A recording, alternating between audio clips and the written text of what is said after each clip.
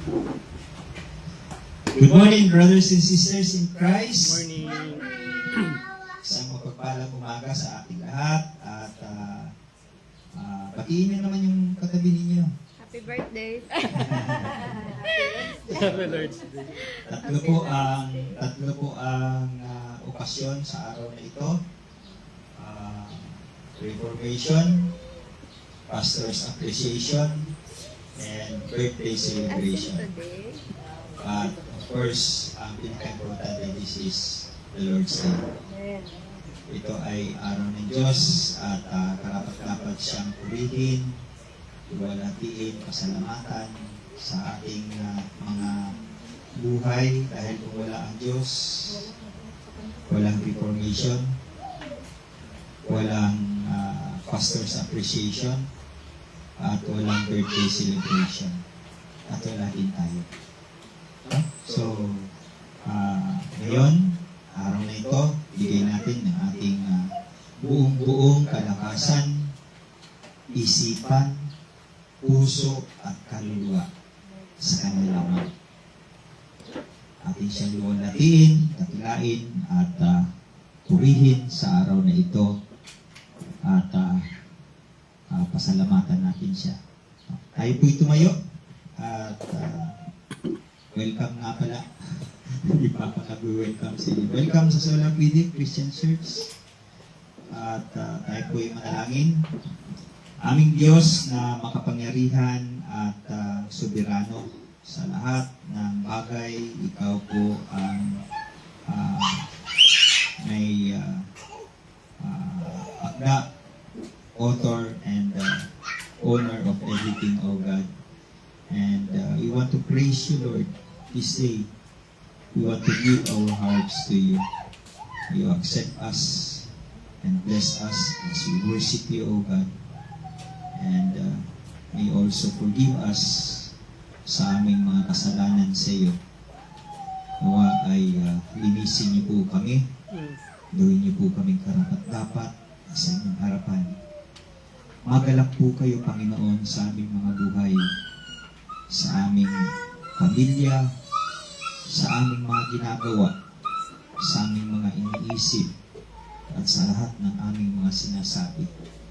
Tunay na ikaw ay maipataas at maging malaki sa aming kalagitnaan, hindi lamang sa araw na ito, kundi sa lahat ng araw ng aming buhay.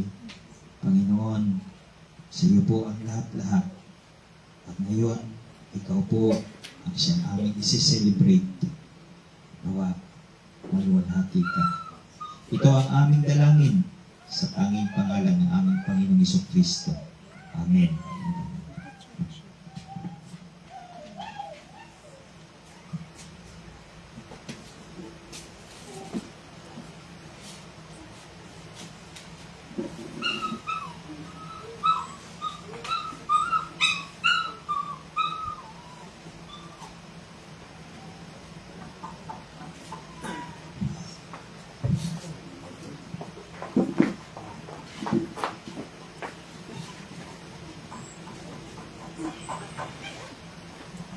So let's open our Bible in Psalms 40. Our reading for the Psalms. And ako po ay nagbabasa sa English Standard Version.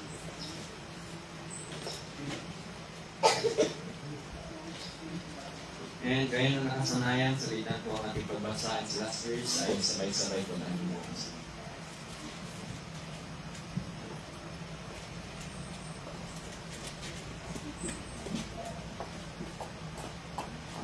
Okay.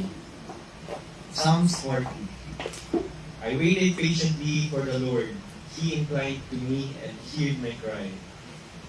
Drew me up from the pit of destruction, out of the miry clay, and he set my feet upon a high rock. He established my steps. He put a new song in my mouth, a song of praise to our God. Many will see and fear and put their trust in the Lord. Blessed is the man who makes the Lord his trust, and does not turn to the proud, to those who go astray after a life. You have multiplied, O Lord my God, your wondrous deeds and your thoughts towards us. None can compare with you. I will proclaim and tell of them, yet they are more than can be told. In sacrifice and offering you have not denied. My You have ears given me an open ear. burnt Offering and sin offering you have not required. Then I said, Behold, I have come. In the scroll of the book it is written of me. I delight to do your will, Oh my God, your law is within my inner being. I have told the glad news of deliverance in the great congregation. Behold, I have not restrained my lips, as you know, O Lord. I I do not conceal righteousness with my heart. I speak of your faithfulness and your salvation. I do not hide your loving kindness and your truth from the great assembly. from the great congregation. As for you, O Lord, you will not restrain. Your mercy from me, your steadfast love, and your faithfulness will ever preserve me. For evils beyond number have surrounded me. My iniquities have Overtaken overtaken me so that I am not able to see. I am more numerous than the hairs of my head. My heart is filled with Be pleased, O Lord, to deliver me. O Lord, make haste to help me. Let those who in shame and desecrate together, who seek my life, who seek it away. Let those be turned back and dishonored, who delight in evil against me. Let those be appalled because of their shame, who say to me, Aha, aha. Let all who seek you rejoice and be glad in you. Let those who love your salvation say continually, Yahweh be magnified. Together. As for me, I am afflicted and needy. May the Lord think of me.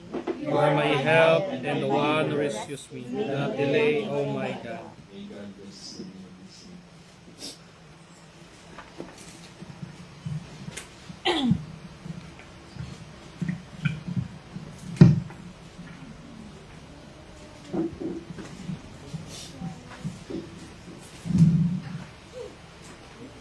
In Psalms 100, verse 1 to 5, the psalmist says, Make a loud shout to Yahweh, all the earth. Serve Yahweh with gladness. Come before Him with joyful songs. Know that Yahweh, He is God. It is He who has made us, and not we ourselves. We are His people, and the sheep of His pasture. Enter His gates with thanksgiving, and His courts with praise. Give thanks to Him. Bless His name, for Yahweh is good. His loving kindness endures forever. And His faithfulness, generation unto generation. God's Word is reminding us that our worship is not based on who we are or what we have done. It is based on who God is and what Christ has accomplished for us on the cross. We are here because of Christ, and Christ is the heart of the gospel, and that is also the heartbeat of the Reformation.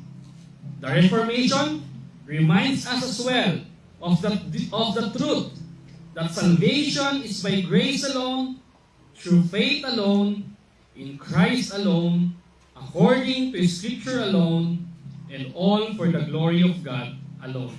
So my dear brothers and sisters, as we lift our voices today in praise, let us come with a heart that is truly rejoicing and seeking God first, knowing that we have access to God only through Jesus Christ our Lord, our mediator and our Redeemer.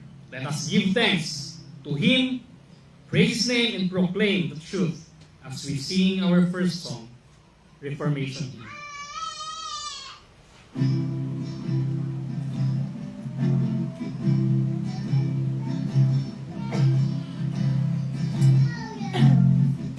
Verse 1. We will trust God's word alone. His perfect will is known.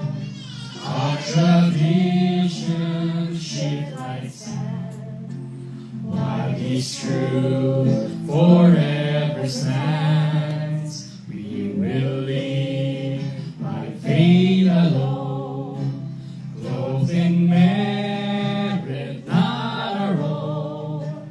All we claim is Jesus Christ and His finished sacrifice. Glory be. Glory be, glory be to God alone.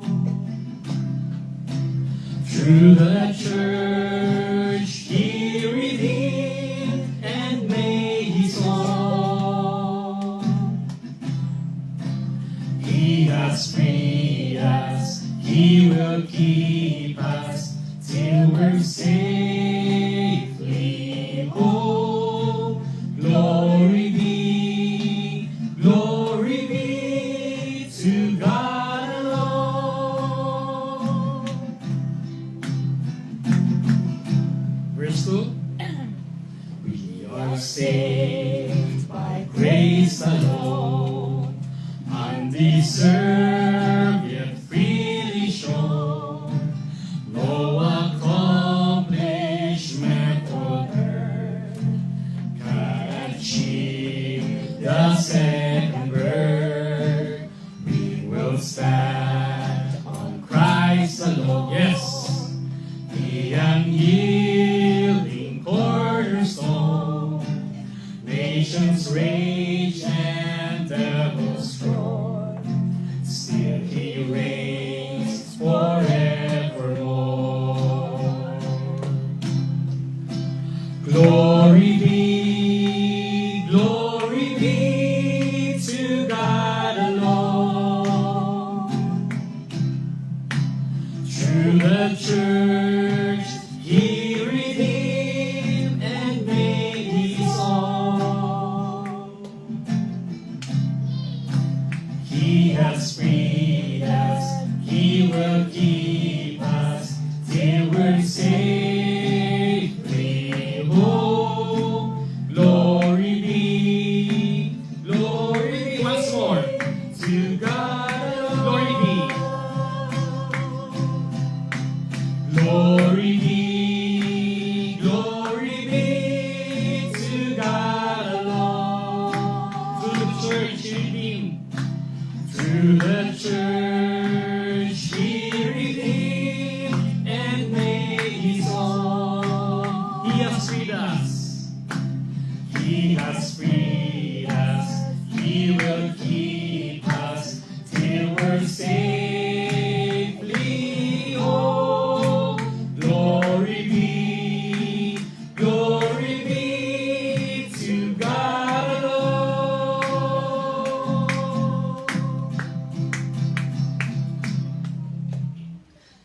Let us continue to worship by proclaiming God's truth through the song that by faith in Christ we have peace with God, and by faith in Christ we have eternal life, and by faith in Christ we become children of God. Let us together sing our second song, by faith.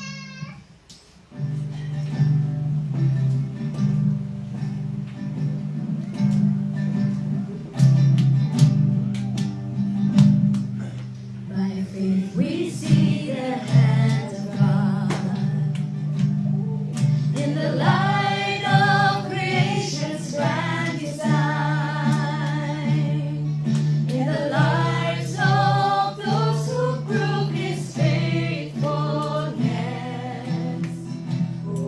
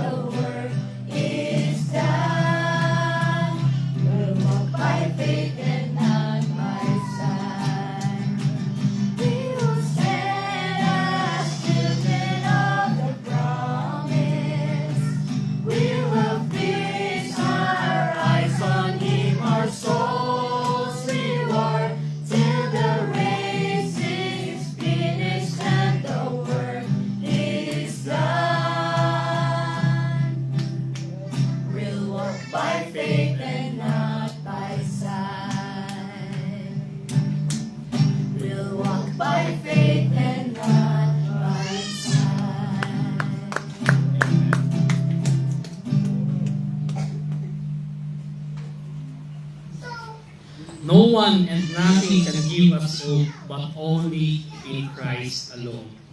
So as we sing our last song, may we truly see Christ as our hope, not only in this life, but even the life to come. Because He is our Lord, and He is the Savior of our soul. May we sing our last song, in Christ alone.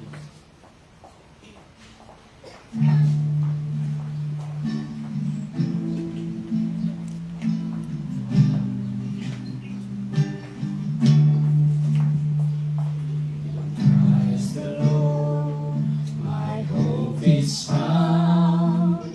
He is my life, my strength, my song. This cornerstone, this solid ground, firm through the faith is strong and strong. What heights of love, what depths of peace, when fears are still, when striving cease, my comforter, my all in all, here in the love of Christ I stand. Amen.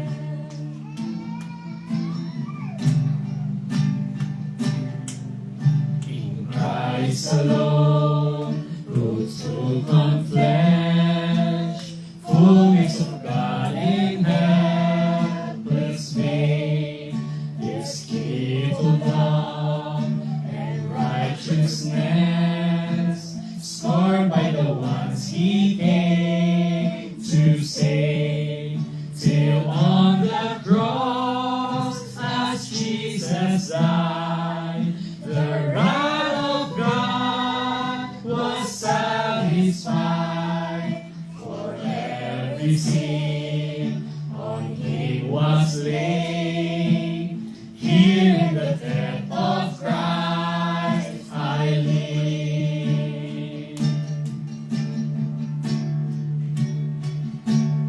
In the ground His body lay, light of the world by darkness slain, then bursting forth in glorious day, up from the grave He rose again, and as He stands in victory, since curse has lost its grip on me, for I am His and He is mine, bought with the precious blood of Christ.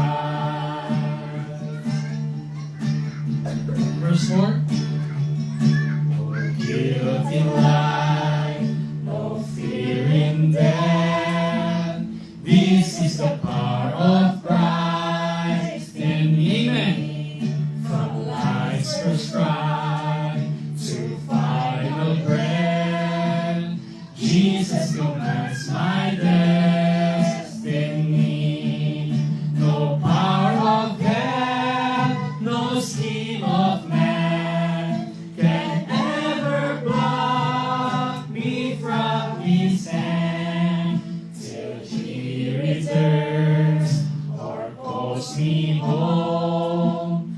Here in the power of Christ I stand. No power of hell, no scheme of man can ever block me from His hand, till He returns or calls me home.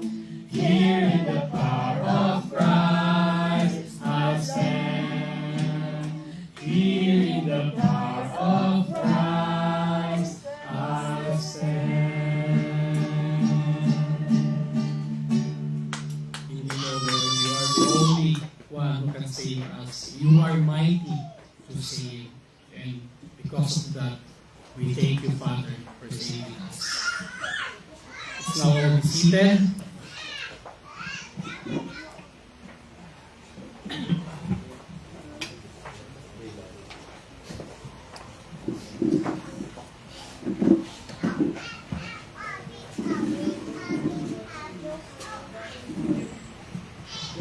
Let's pray for our offering.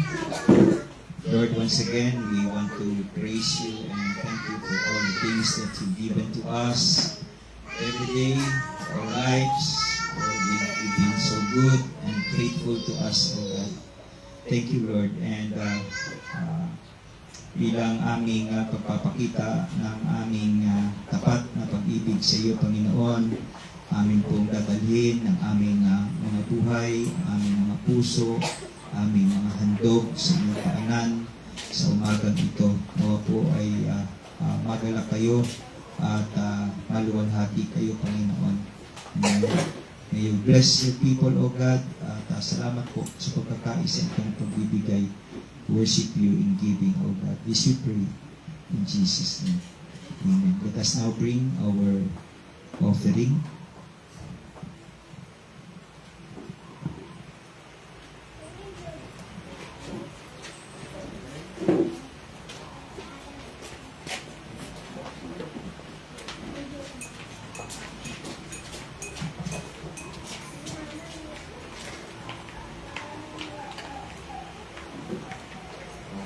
So I invite everyone to please stand up for Bible pledge.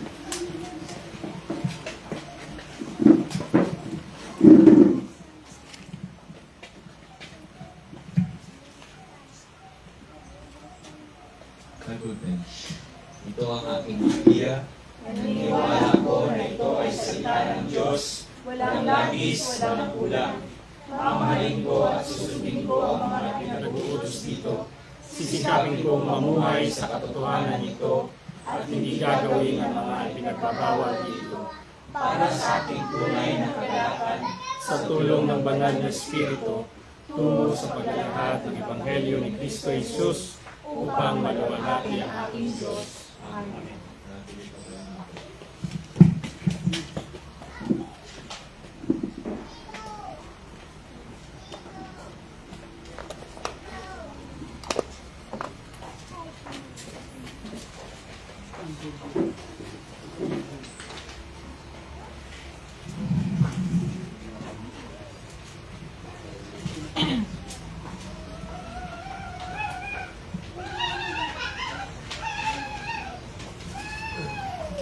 Samahan niyo po akong Samahan niyo po akong buksan ang ating mga Biblia sa Jude verse 3 to 23. So isang chapter lang po ang Jude.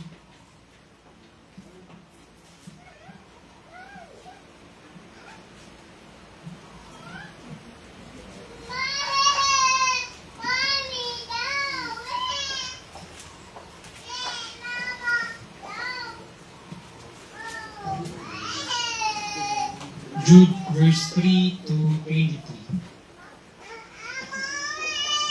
Beloved, while I was making every effort to write you about our common salvation, I felt the necessity to write to you, exhorting that you contend earnestly for the faith which was once for all handed down to the saints. For certain persons have crept in unnoticed, those who were long beforehand marked out for this condemnation. Ungodly persons who turn the grace of our God into sensuality and deny our only Master and Lord, Jesus Christ. Now I want to remind you, though you know all things, that Jesus, having once saved a people out of the land of Egypt, subsequently destroyed those who did not believe, and angels who did not keep their own domain, but abandoned their proper abode.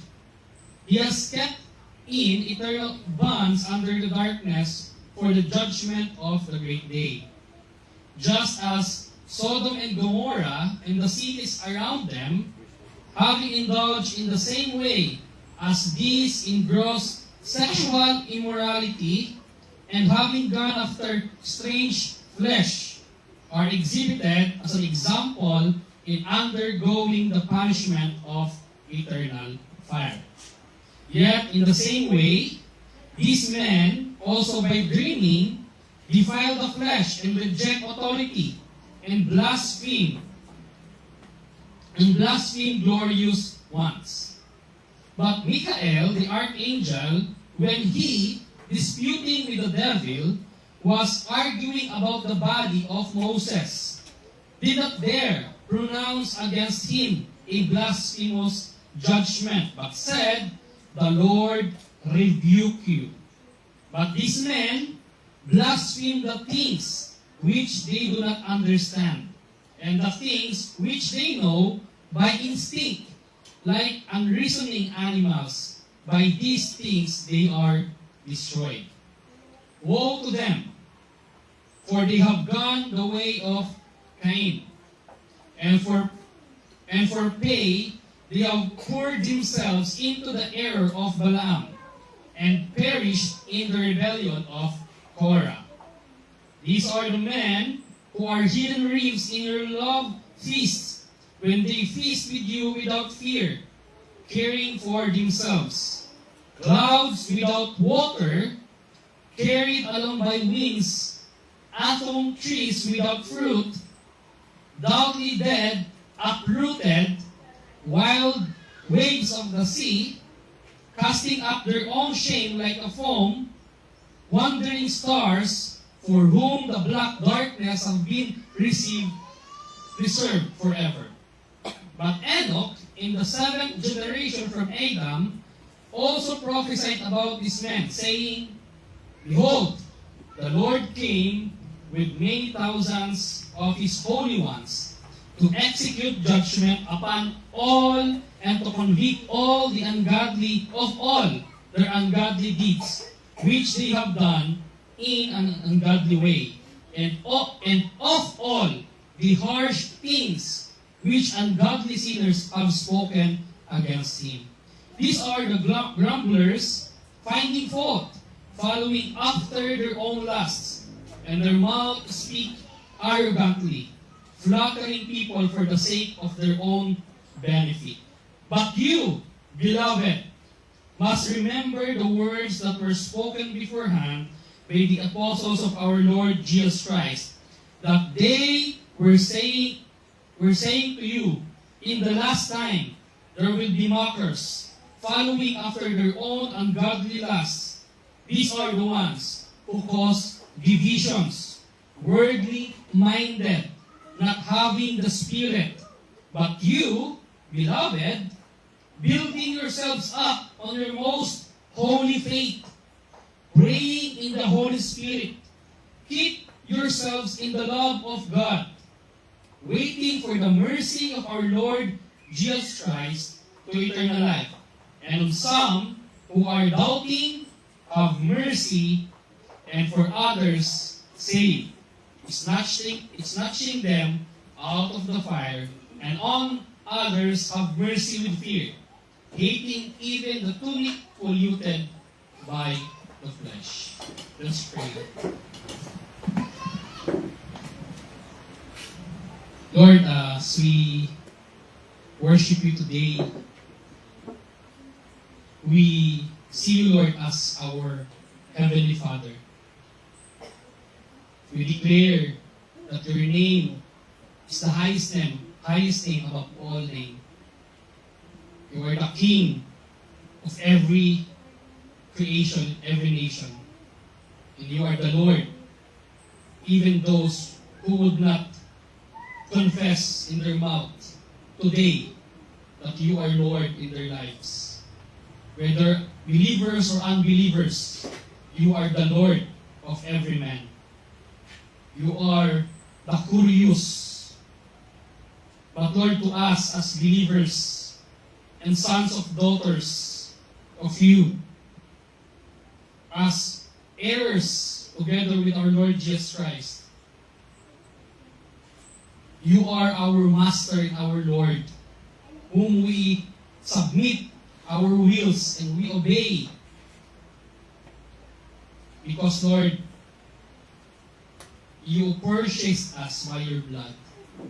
You saved us from the slavery, from our sin, from the bondage of our wicked wills. And Lord, as we have read the words of Jude, in the book of Jude, you reminded us, and you are giving us the warning as a church, that there will be mockers in this time, in this generation, in our world that is filled with wickedness and evil. You warn us as your people to be vigilant, to be discerning, to be aware, to be careful,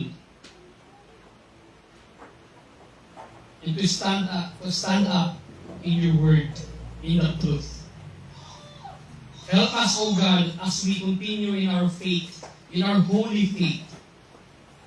As Jude said,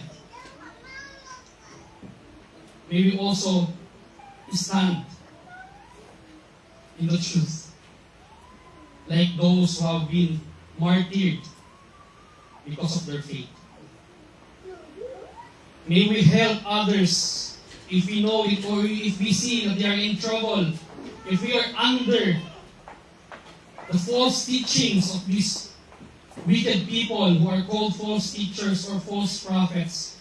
May we snatch them out from the flame of fire of these wicked, evil, demonic teachings that is scattering every corners of this world. I pray, Lord, we pray and we ask your help that you may protect every one of us, and that you may protect the church, and that you may give us the heart who is willing to submit, who is ready to stand in the truth, whether in season or out of season, to speak boldly in love, with humility, but with boldness and courage. Father, you are the only one who can help us. And our strength comes from you. So Lord, may you be with us always. And as we again listen to your word today, as we hear your word today, may you bless us. May you pour out your grace upon us, that we may truly uphold what we will be hearing today. May we truly become your ambassadors, the ambassadors of our Lord Jesus Christ. So Lord, if meron man po sa amin, if any one of us here who is very weak in his faith, meron man po sa amin na hindi kayang manindigan sa pananampalataya sa inyong salita, tulungan niyo nawa kami na ayaw niyong patatagin ang aming faith. Tulungan niyo kami, Panginoon, na maunawaan namin ang inyong salita, dahil dito po magsisimula yung katatagan ng aming pananampalataya. By faith comes by hearing, and hearing the word of Christ. Your word, your revealed word, this holy scripture, this Bible that we have in our hands, naway paghawakan namin, Panginoon, at naway maintindihan namin. Buksan po ninyo ang aming mga isipan, ang aming puso, linisin niyo po ang aming mga budhi, ang aming mga puso, na wala nawa kami tinatagong kasalanan, upang sa gayon, maging ready kami tanggapin ang inyong salita. Upang sa gayon, sa aming pakikinig at sa aming pagsamba sa inyo, ito ay inyong handang tanggapin. Dahil nakikita niyo po, Panginoon, na kami ay totoong mga nagsisisi at totoong mga sumasampalataya at naninindigan sa aming pananampalataya at pagsunod sa aming Panginoon Jesus. So Lord, will you prepare our hearts as we listen to your word. Salamat, Panginoon, sa isang buong linggo na inyong ibinigay sa amin. para magamit namin para kayo ay luwalhatiin. Para magamit ninyo kami, Panginoon, para mapaglingkuran namin kayo, para makapaglingkod kami sa mga kapwa namin mananampalataya at maging ilaw at asin kami sa mundong ito. Salamat po, Panginoon, na hindi nyo kami pinapabayaan. Lagi ninyong ipinapaunawa sa amin at pinapaalalahanan sa inyong salita.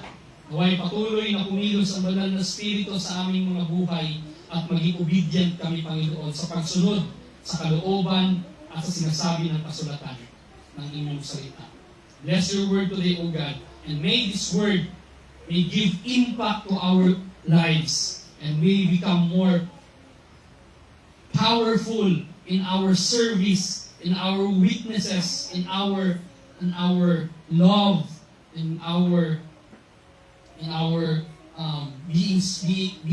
being salt and being light of this world because of the power of the gospel that we have in our lives.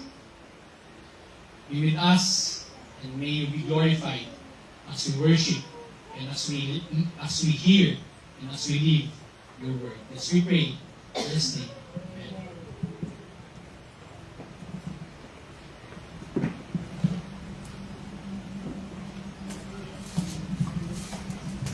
Let us now be seated.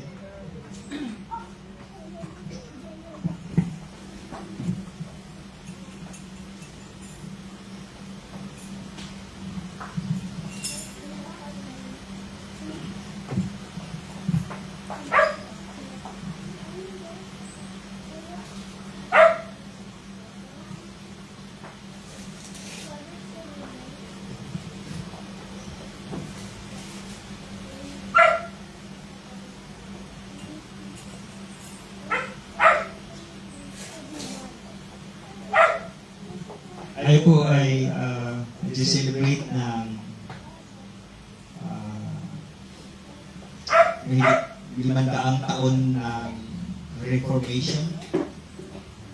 Ang Reformation po ay siyang ating tinitignan at sinusundan.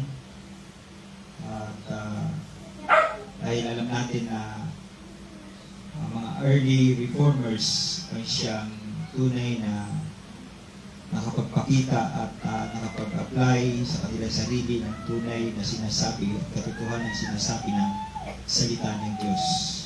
At dahil sa kanilang magandang ehemplo na ipinakita sa atin, tayo hanggang sa ngayon ay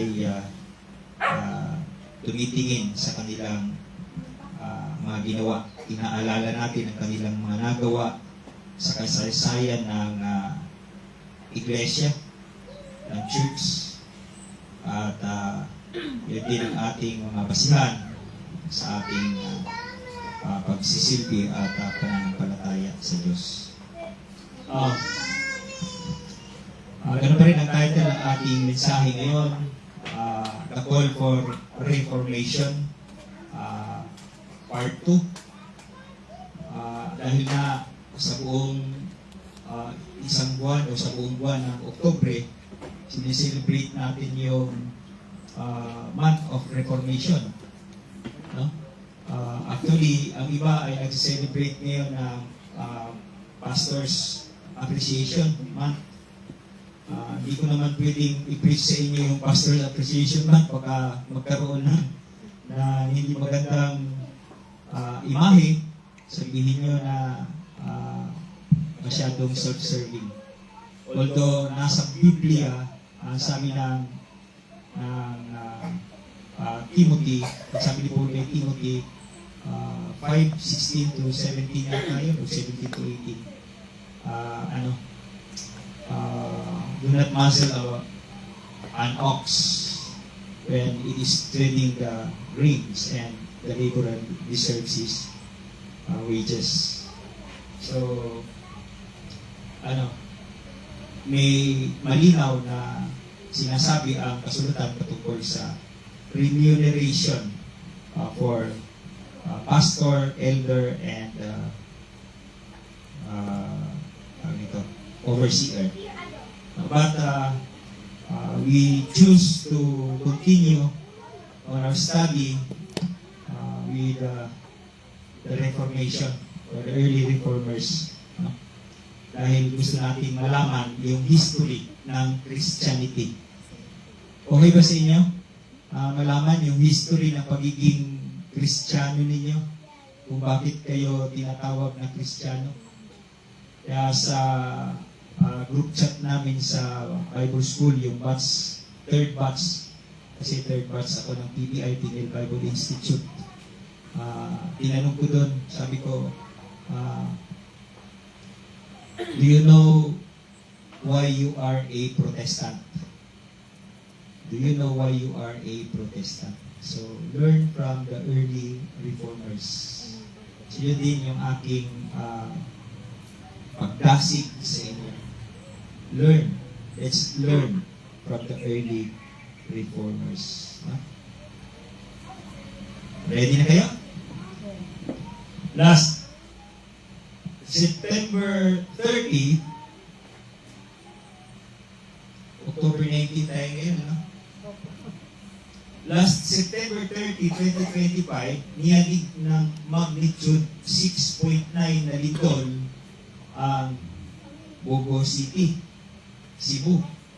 And until now, marami pa rin ang mga aftershocks na nararamdaman doon. At na kumitil din ng maraming buhay. Kung hindi ako nagkakamali, more than 70 na ang patay. No? Updated ba kayo sa balita? So last September 30 yun, 2025. On October 10, 2025, a doublet earthquake struck Davao Oriental na may lakas na 7.4 at 6.7 respectively at nagdala din ng maraming aftershocks hanggang ngayon. Meron din maraming namatay. Noong isang araw, Friday yata yun, ang Surigao na naman ang niyanig ng isang 6.2 magnitude na lindol.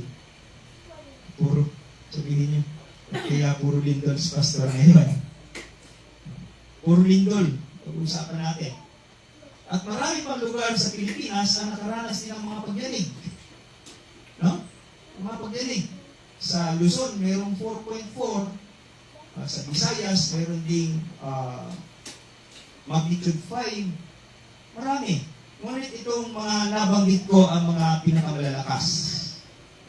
Sa buwan na to, Oktubre. Oktubre, no? Tandaan nyo ako, malalakas na lindol sa buwan ng Oktubre. Ngunit, alam niyo ba na mayroong isang napakalakas na earthquake na nangyari sa mundo na hanggang ngayon ay may mga aftershocks pa rin sa buhay natin? Alam natin, ang lindol ay meron munang before natin maramdaman yung pinaka-peak or yung magnitude ng lindol, meron munang nauunang mahina. Tinatawag na intensity. Doon ko lang nalaman na yung intensity pala, yun yung mahihinang nauuna at nahuhuli. Yung magnitude, yung pinaka-peak niya. So yung intensity marami, yung magnitude iisa. Kaya pag sinabing magnitude 7.4, yun yung pinaka-malakas na na-record. At yung intensity, marami siya. Before and after. So, ang lindol po, ang karakter ng lindol, before, meron mga intensities, pero bago siya tumaas na galon, yung magnitude, and then, aftershocks. No? Mga aftershocks. Yun yung karakter ng isang earthquake. Marami ding mga aftershocks.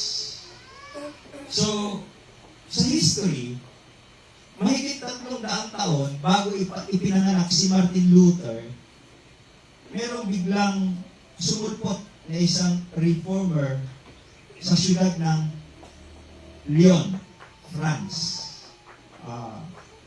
Alam niyo, Lyon, L-Y-O-N.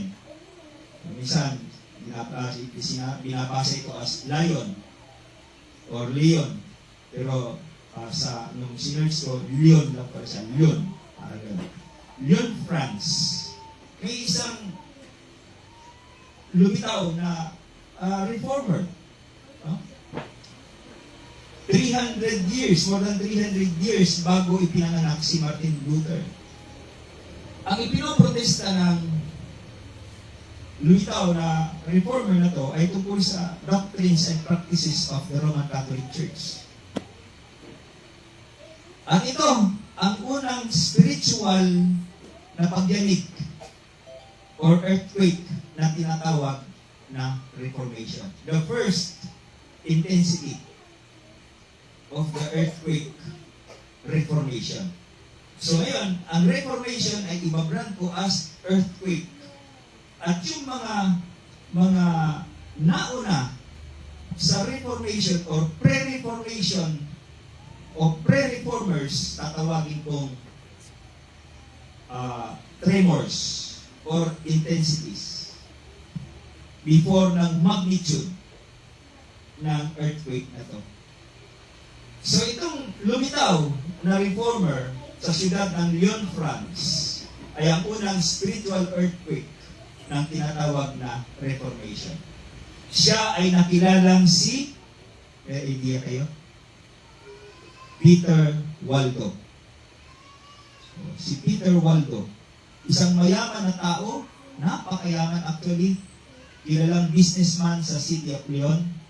Siya ay may asawa at 2 anak at napakarami ng kanyang ari-arian that time. Nagkaroon siya ng interest sa pag-aaral ng Bible nung makita niya yung kaibigan niyang namamatay, naghihingalo, at namatay nga yung kanyang kaibigan. And so siya, sa kanyang pagtatanong sa sarili, ano ang mangyayari sa kaluluwa ng kaibigan ko na yan? Naitanong niya rin sa kanyang sarili, ano ang mangyayari sa aking kaluluwa pag ako naman ang namatay?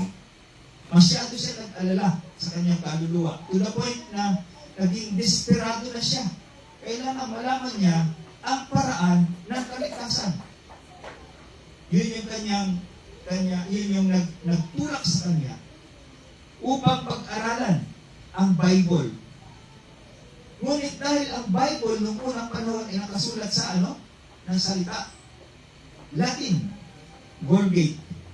At siya, si Peter Waldo, ay hindi naman masyadong bihasa sa Latin. Kaya nag-hire siya ng 2 scholars upang i-translate ito sa kanilang sarili wika para maintindihan niya. At habang lumalalim ang kanyang kaalaman sa salita ng Diyos, lalo din niyang naiintindihan ang maling katuruan at practices ng Roman Catholic Church. Kaya nagreklamo siya sa church.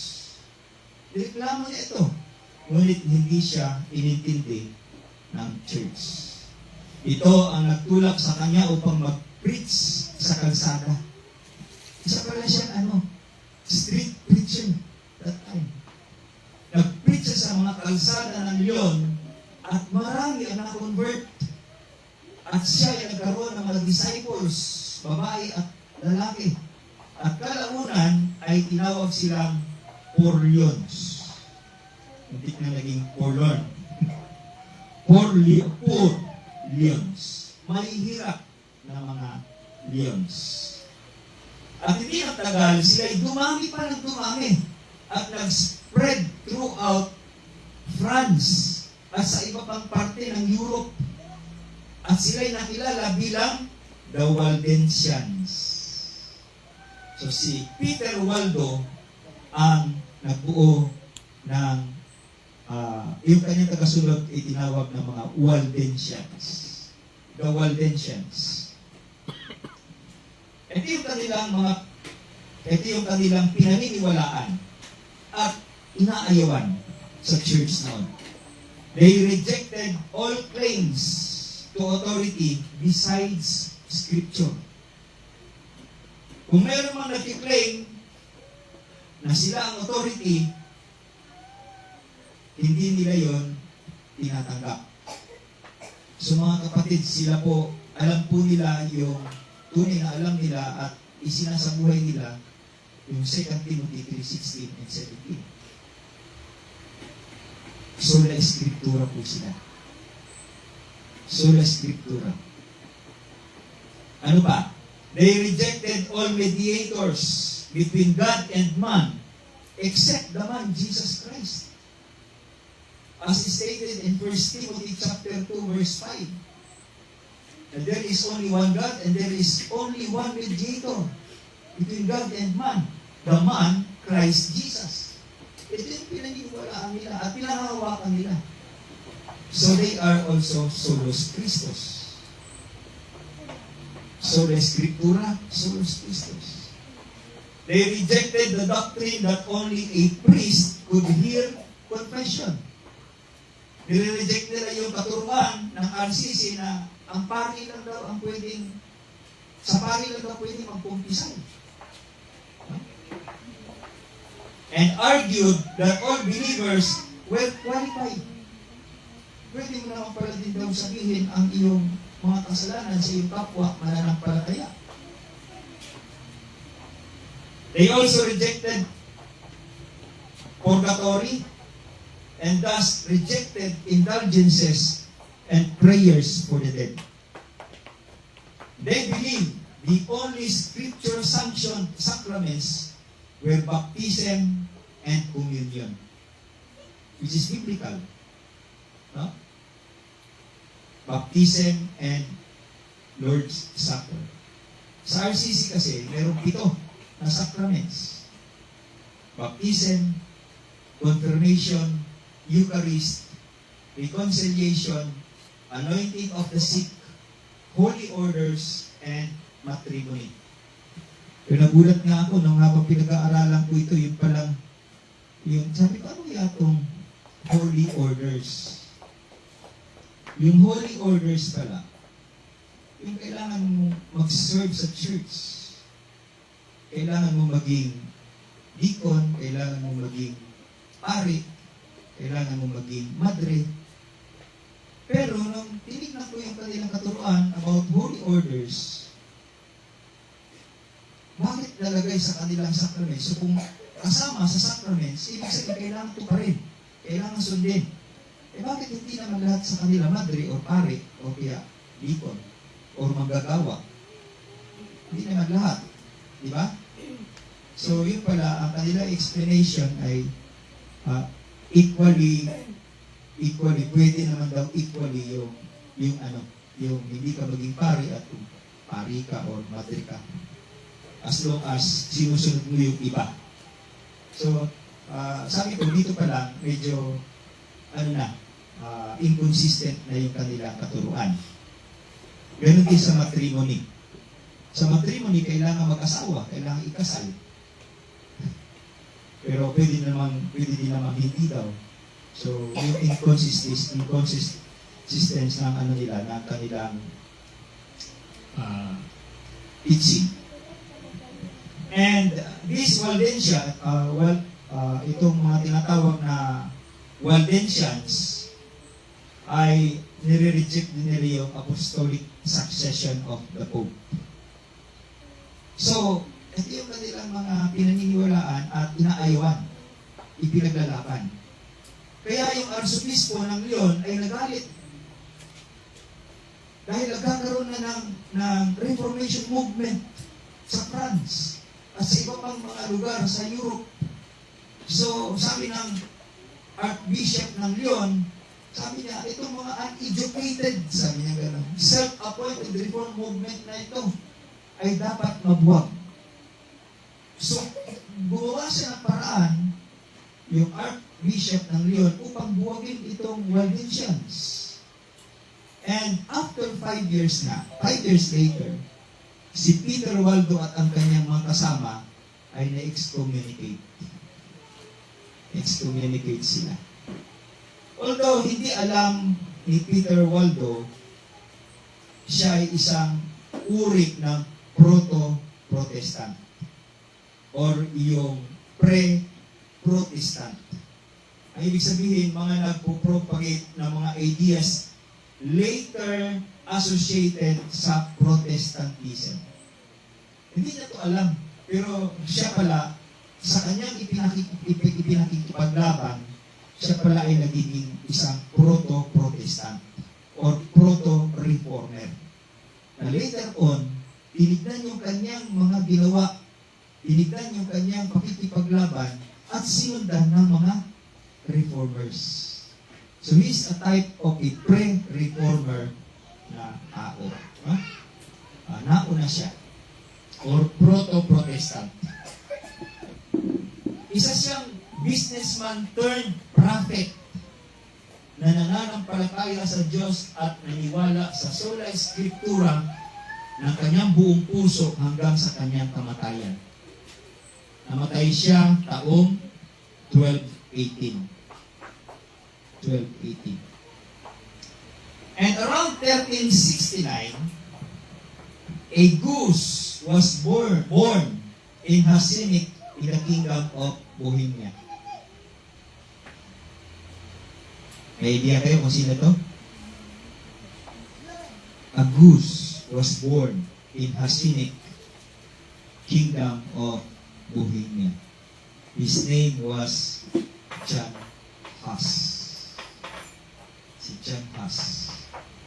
So check, yung Huss, ibig sabihin ay goose. Gansa. Gansa. Ano yung gansa? Yung mahaba liig na parang pato. Yun. Yung maingay, yung mga hapol. So siya yung tinaguriang the goose. Mula sa isang mahirap naman na pamilya, nilisan niya ang kanyang bayan upang pumasok na isang pari para maiahon ang pamilya sa kahirapan at upang makilala din. Sipin niyo na, yung pagpasok pa lang bilang pari noon ay means of what? Livelihood. Parang trabaho.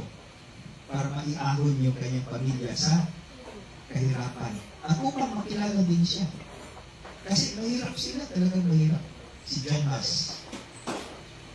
Naging preacher siya sa Bethlehem Chapel. Ngunit mas maraming panahon ang kanyang ginugol sa akademya as Dean of the Philosophical Faculty in Prague. Si John Huss ay namuhay sa panahon kung saan karamihan sa mga pari ng Catholic Church ay infected ng immorality. Ibig sabihin, rampant ang immoralidad sa church nung siya ay nabubuhay. At siya ay at that time ay isa na ring pari. Kaya siya ay nag-preach ng tinaguriang violent sermons. Violent sermons yung tawag. Laban sa kasamaan ng mga kaparian hanggang sa siya ay isinumbong sa arsobispo kaya siya pinagbawalan ng mag-preach. Habang nagpapalalim siya sa salita ng Diyos, nagkakaroon naman ng linaw sa kanya na hindi talaga ang Pope ang authority sa church. At lalo pang tumindi ang kanyang galit sa mga maling katuruan ng RCC nang simulan niya nang basahin yung kinundi ng mga sulat ni John Wycliffe. Ito si John Wycliffe. Si John Wycliffe ang tinaguriang morning star of the Reformation. Siya ang tinaguriang morning star. Ibig sabihin sa kanya talaga unang nakita yung ideya na kailangang i-reforma ang church. Siya'y nag-translate ng maraming Bible from Latin, from Greek to English. At napakarami. The whole New Testament, at hindi lang yung New Testament, meron din sa Old Testament, yung Pentateuch, yung Joshua, yung Jonah, translate niya sa English. Kaya nalaman ng mga tao noon, sa panahon ni John Wycliffe, kung gaano kamakasalanan ang tao. Lalo na sa Romans chapter 1 at sa Ephesians chapter 2. Nalaman nila kung ano ang ugali kung gaano ka rebelde ang tao, kung gaano ka patay ang tao sa harapan ng isang banal na Diyos. At dito, sa buhay ni John Huss, naging malaking contribution yung mga kinontinang sulat ni John Wycliffe. No? Kaya lalo pa siyang nagalit dahil nalaman pa niya yung mga maling katuruan sa loob ng church at yung kanilang practices. Tinagurian din si John Huss na Wycliffe's Bulldog. Wycliffe's Bulldog, sa yung bulldog ni Wycliffe. Dahil sa pagiging loyal niya sa katuruan ni Wycliffe kaysa sa katuruan ng RCC. Mahigpit din siyang nakipagtalo laban sa indulgences.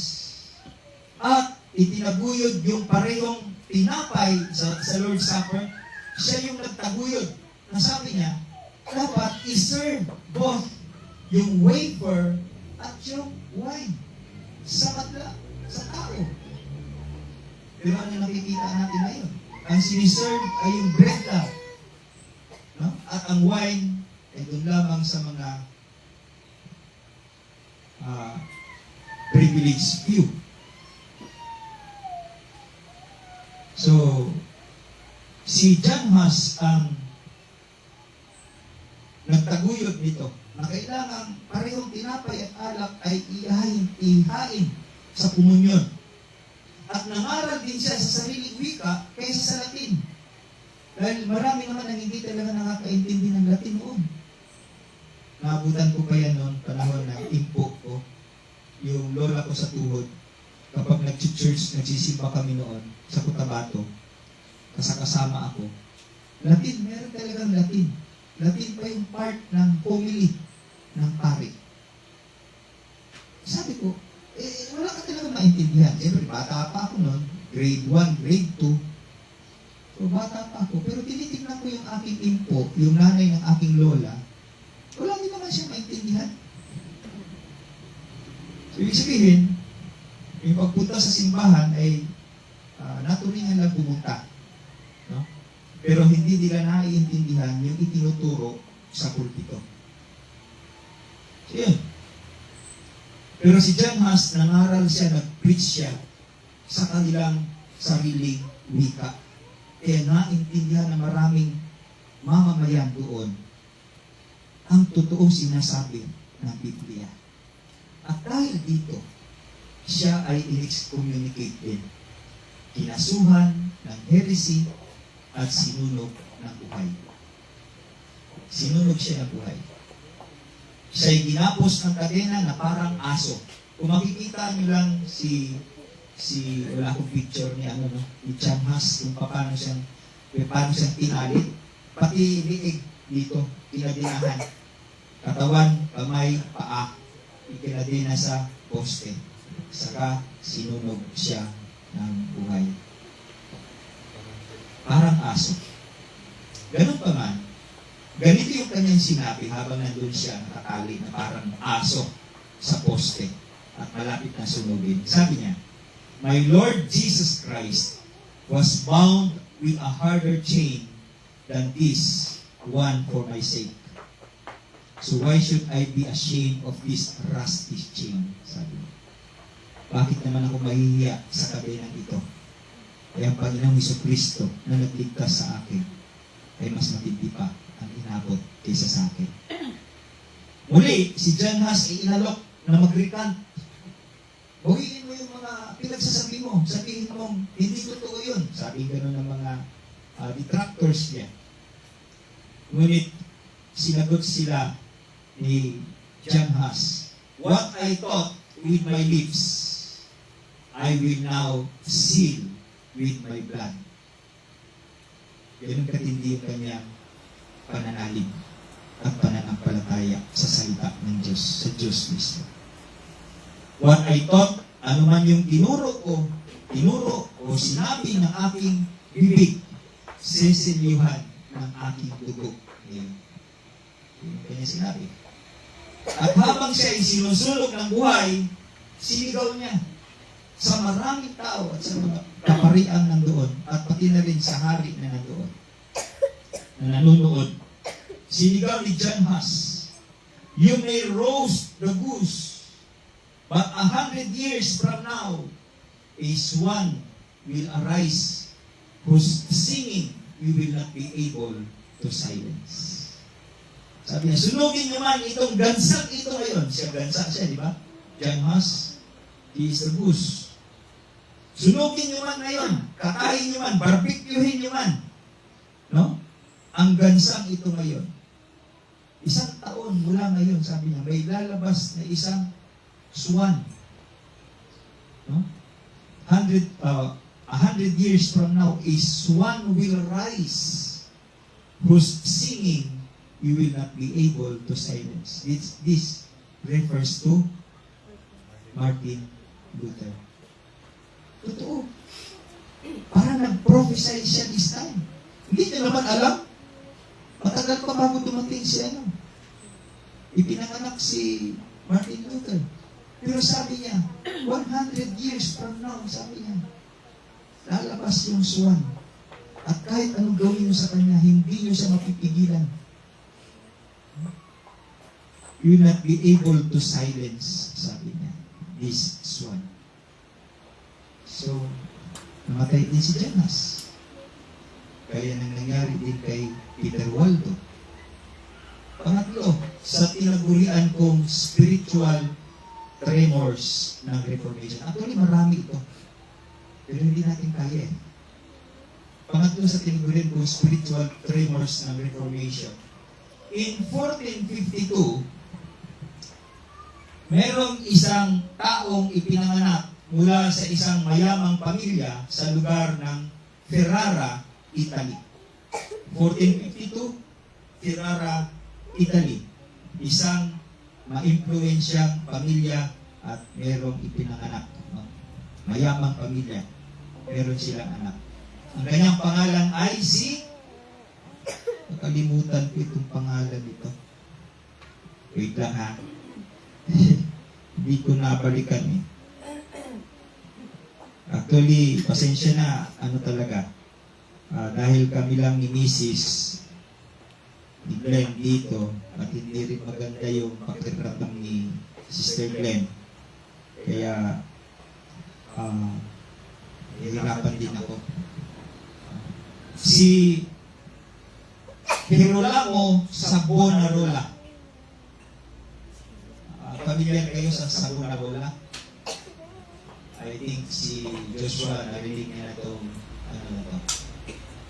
pangalan na ito.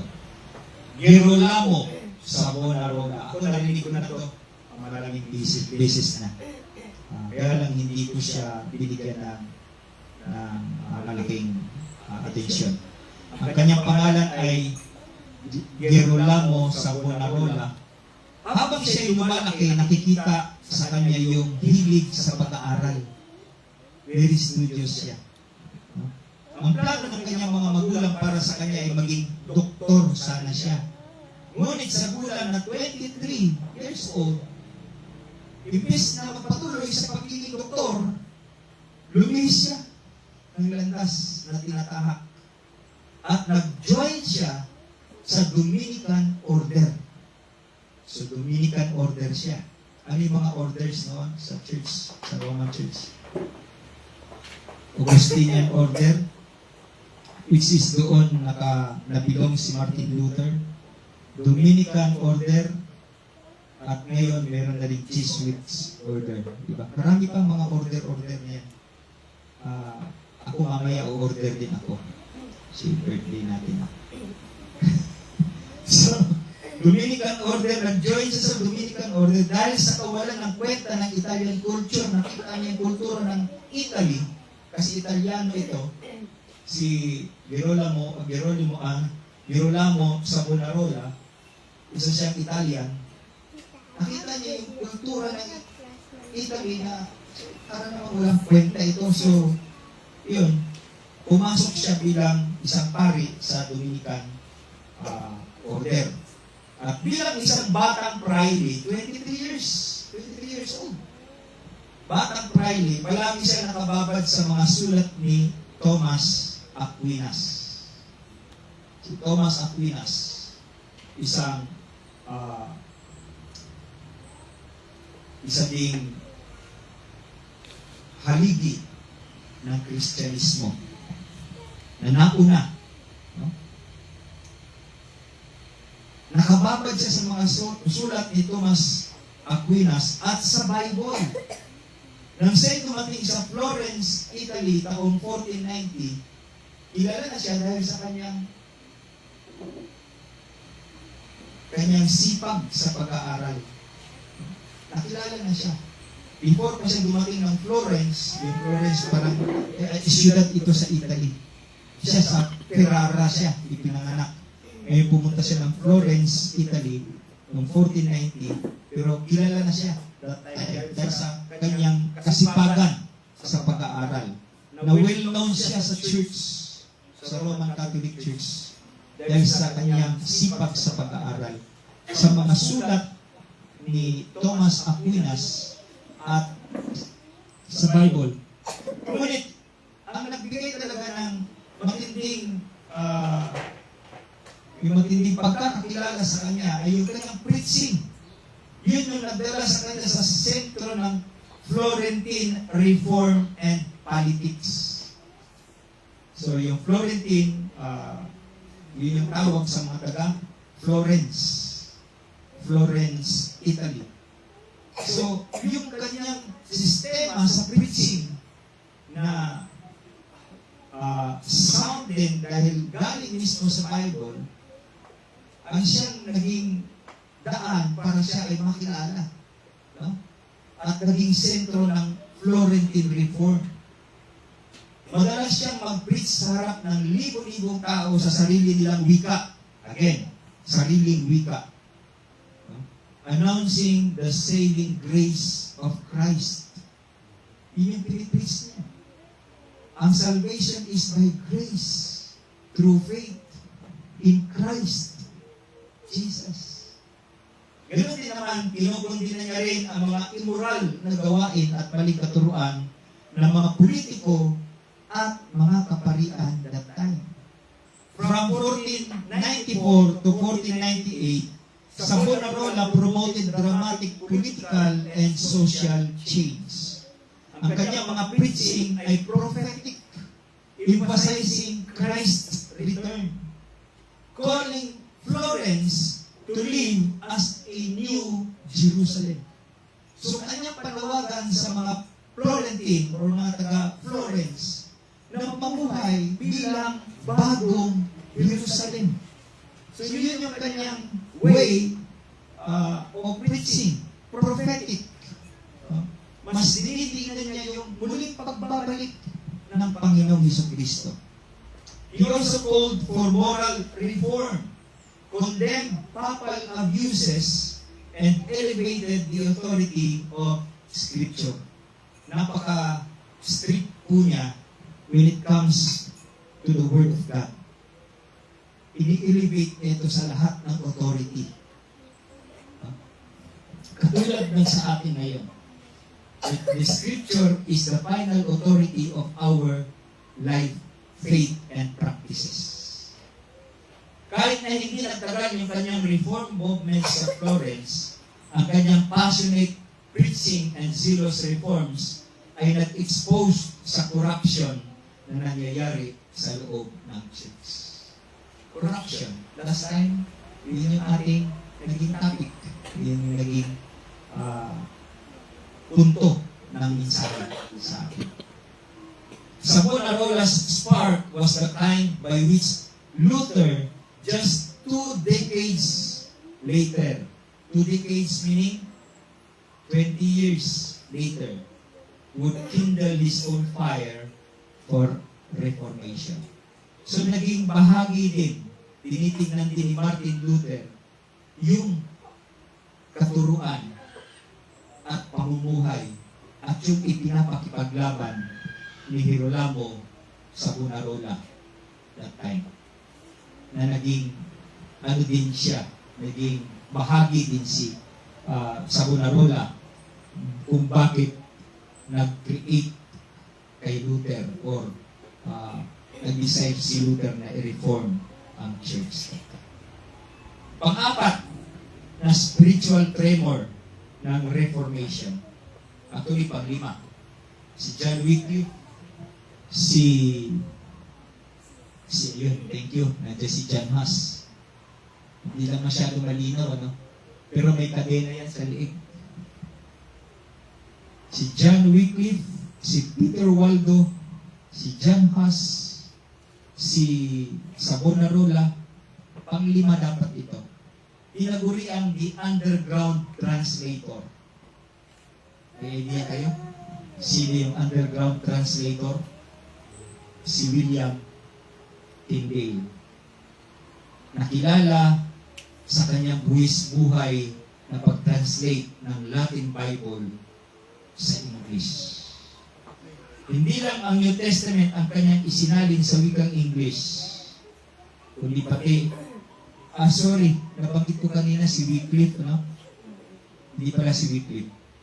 Si Tyndale ang nag-translate ng whole New Testament ng Pentateuch at Joshua hanggang 2 Chronicles at ang Book of Jonah. So, sorry po, nagkamali ako kanina. Hindi si Wycliffe, kundi si Tyndale. No? Si Tyndale. So, sana na correct ako doon.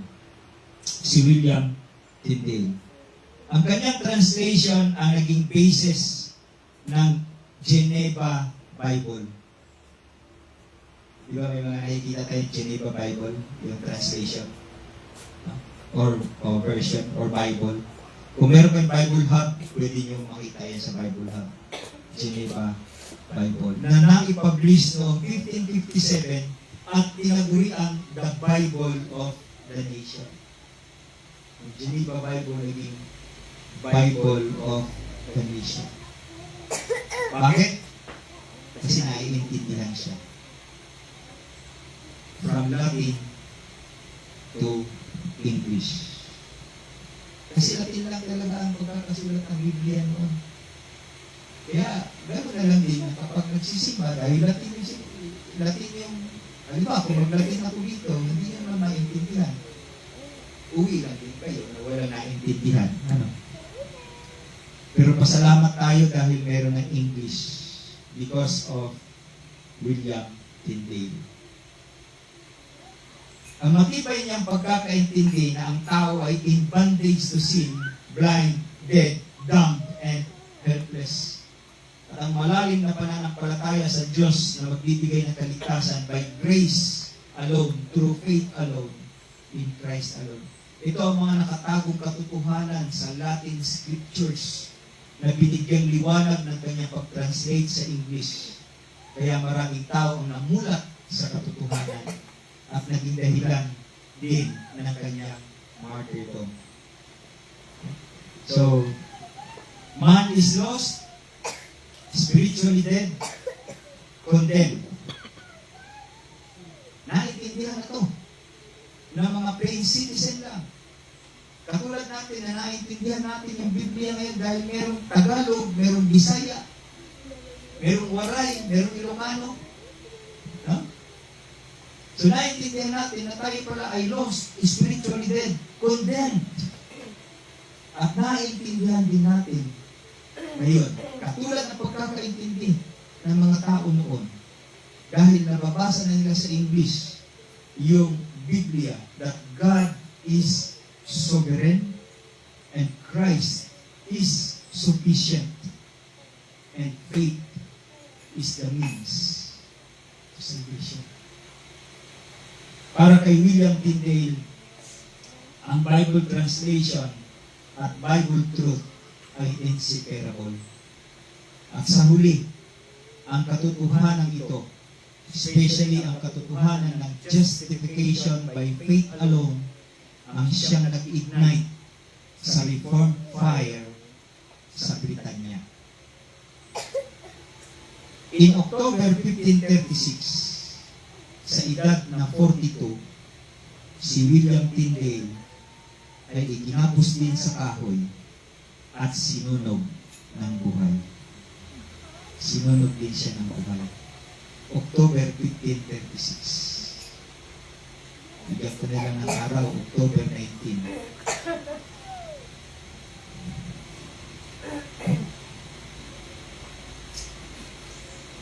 Ngunit, namatay man siya, namatay man sila, ngunit yung aftershock ng kanilang spiritual tremor na ginawa ay nai-enjoy naman natin hanggang ngayon. Kaya nakakaawit tayo ng glory be, glory be, glory be to God alone. Katulad ng ating kinanta kanina. Sa Kanya ang kaluwalhatian at kapurihan at kapasalamatan.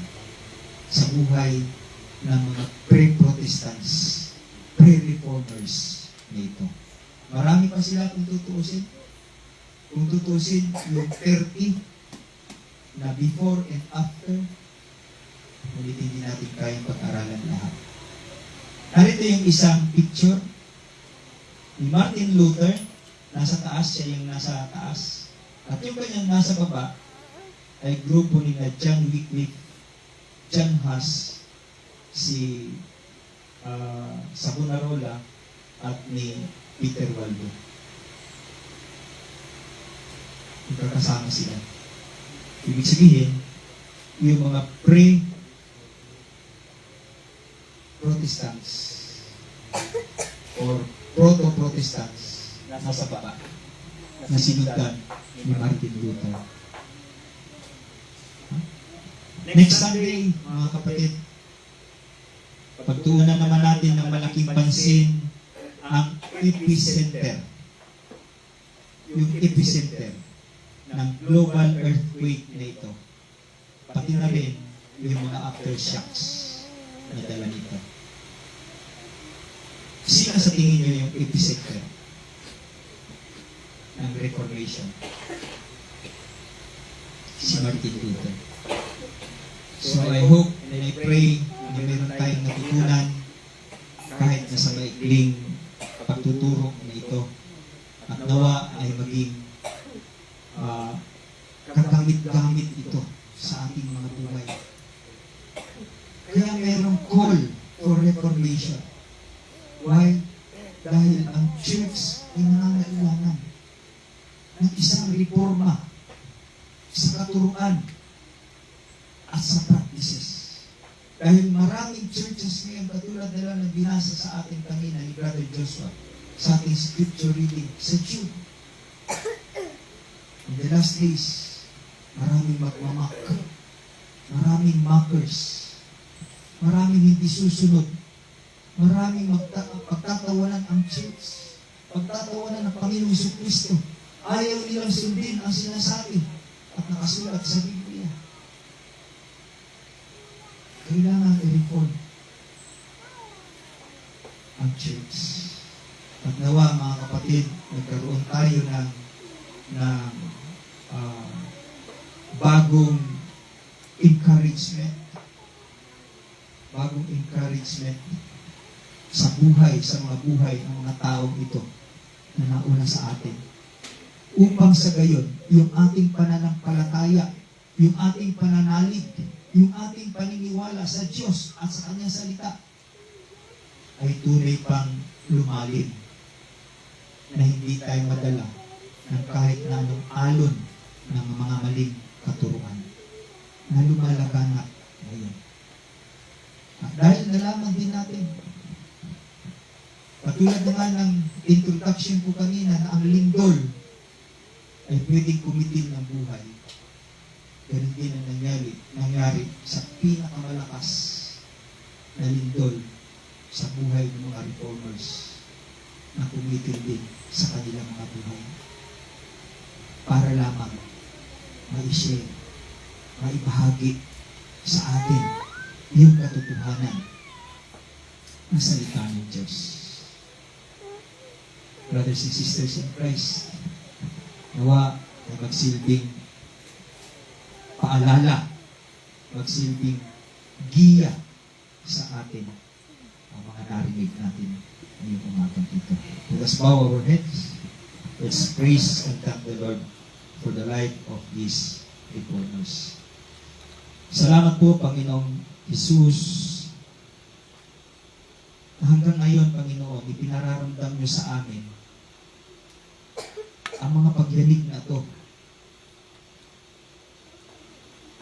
na naging sanhi ng reformasyon ng Church.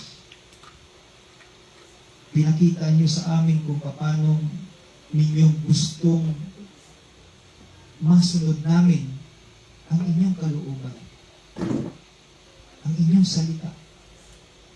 Kaya hindi kayo tinitigil sa pagbibigay sa amin ng mga tao na magsisilbing magandang ihemplo sa aming Panginoon. Magandang ihemplo sa aming pananampalatayang Kristiyano. At dito nakikita namin ang mga buhay ng mga pre-Protestants o proto-Protestant, proto-Reformers na to ay tunay ngang kaibig-ibig at tunay na napakagandang sundan. Tunay na naging magandang ehemplo sa amin upang magbigay sa amin ng isang solid at matibay na pananampalataya sa iyo. Kaya Lord, salamat po sa kanilang mga buhay. Marami pa po hindi nabanggit sa kanila. Marami pa po kami hindi kilala sa kanila. Marami pa kami dapat malaman sa kanila. Kakaunti lamang, Panginoon, ang aming dalalaman. Ngunit salamat, Panginoon, na ngayon ipinakilala niyo ang iba sa amin. Nawa masundan din namin. Hindi man buong buo, nawa, Panginoon, kahit konti sa kanilang magandang ihemplong ipinagkaloob, ibinigay sa amin sa mga sumusunod sa kanila, ay maangkin din namin, Panginoon. Maging tapat kami sa iyo at sa iyong salita. At tunay na depensahan ang Scripture. Whatever the cost. Nakikita nga namin ngayon, Panginoon, sa mga buhay ng mga misyonaryo, buhay ng mga evangelists, buhay ng mga frontliners na nasa mga bansang hindi welcome ang inyong salita, hindi welcome si Jesus Christ. Nakikita namin hanggang ngayon, Panginoon, nalalaman namin na sila ay resulta din ng mga first tremors na ito. Tremors, spiritual tremors of the Reformation. Na hanggang ngayon, ipinapakitaglaban nila ang katotohanan. Kahit na po sila ay na-displaced, itaboy sa kanilang sariling pamamahay, kahit na po sila ay ikulong, at kahit na po sila ay mag-suffer, i-persecute, at mamatay, Panginoon. Nawa, Lord, maging katulad din kami nila. Hindi man buong buo, itawa, Panginoon, magkaroon din kami ng buhay na masasabing tunay na nakakapagbigay ng kaluwalhatian sa inyo. Salamat po. Gawin niyo po ito sa iglesyang ito, sa Sola TV. Maging united kami, Panginoon. Maging strong ang aming faith in Christ at ang aming dependence sa inyong salita. We continue to bless your people kahit na po sa mga nalalabing oras pa ng aming fellowship ngayon.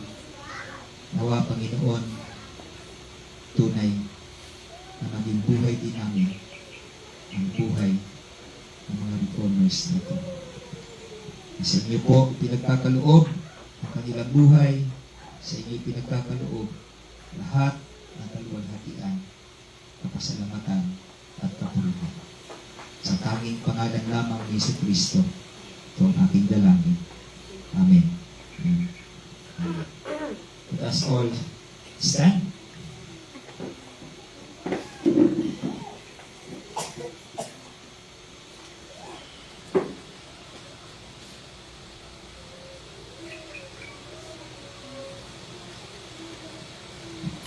Let us raise our hands toward heaven. To Him who is able to keep you from stumbling and to present you blameless before the presence of His glory with great joy.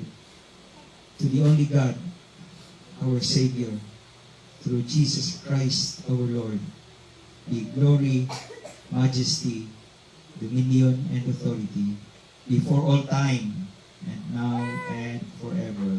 Everybody say, Amen and Amen. To God be the glory. To God be the glory. To God be the glory for the things He has done. Amen. God bless us all. Magandang tanghali po sa ating lahat. Happy Reformation Month ulit.